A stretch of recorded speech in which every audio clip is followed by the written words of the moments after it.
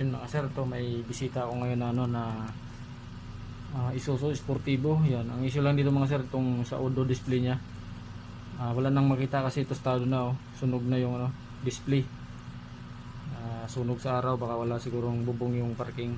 O kaya lagi nakaparking sa R1.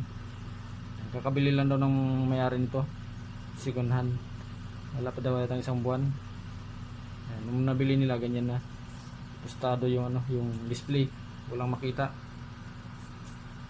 Subukan natin itong gawin mga sir, kung kaya pang i-repair yan.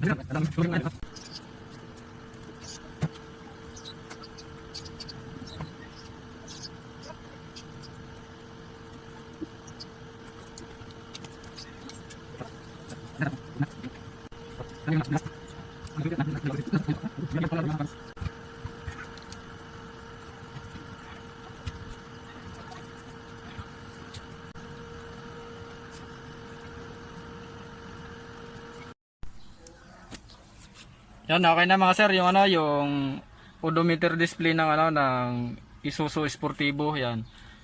Natusta lang yung ano, yung film niya. Pinalitan natin kaya wala nang makita si sir dito sa ano sa display.